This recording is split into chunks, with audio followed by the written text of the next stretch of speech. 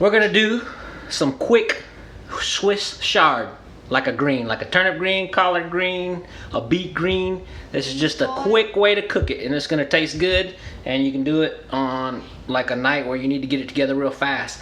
So let's talk about the ingredients. Rainbow Swiss chard. I'm gonna wash that, chop it up. I got a little bit of freshly chopped garlic right here.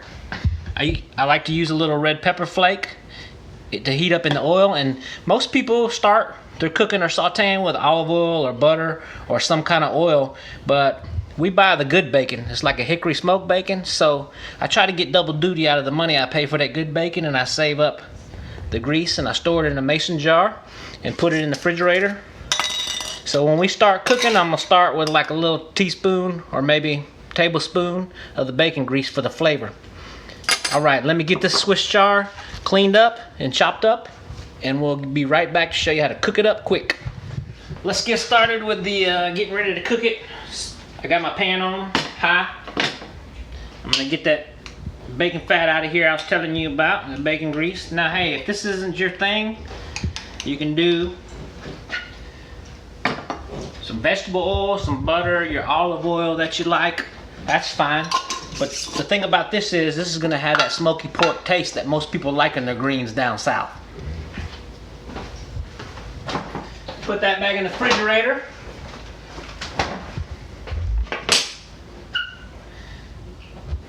Get this heated up, and while we get it heated up, you see I washed and chopped my greens up. On the Swiss chard, I like to do the stems because the stems are easy to cook and they cook up nice, and they're just as tasty. They're not as harsh or as bitter as like kale or some of the other stocks that you cook with greens.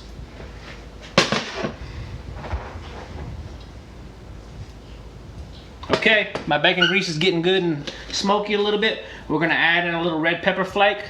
If you're not that much for hot stuff, then don't worry about adding that much, or to your taste.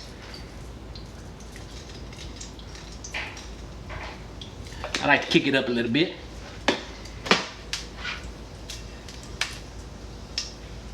Get that red pepper in there. And we're gonna go with the garlic. Get that taste in there. Oh, I got a little water in there from the cutting board, but it's just gonna be all right. We're gonna get a bunch of greens in there now. It's gonna really steam up.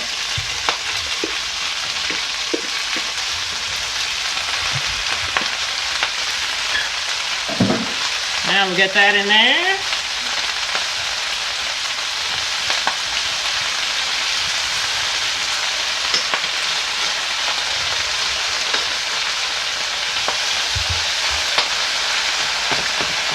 Hear them greens snapping and popping with that bacon grease.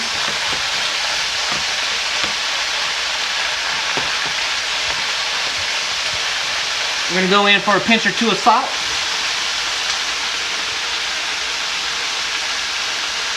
And we can readjust that later.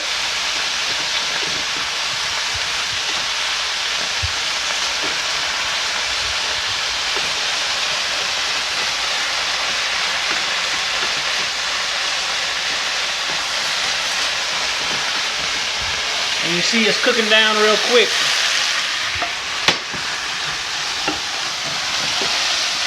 Now if you need to, when it gets close to being done, you can put a little bit of water in there to give a little steam action on those stems, just in case the stems are still a little bit too firm for you.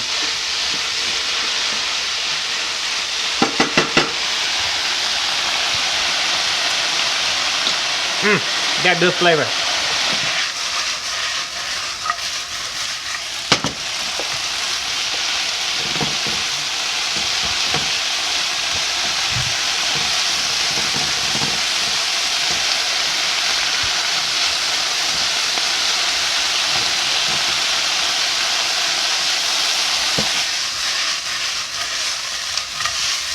Another thing we often do down in the South, but I don't think I'm going to do it this time, is sometimes when you want to cut the taste of the greens a little bit, you do a little dash of red wine vinegar.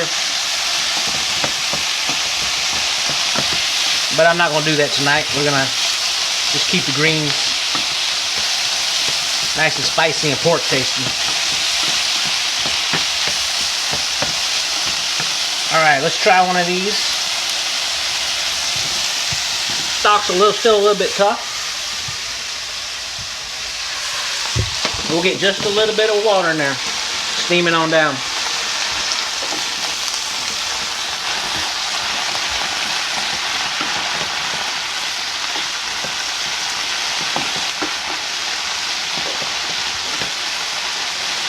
That's looking good. I think I'm gonna let it cook another minute or two, and then when we come back, we'll plate it up and try it out.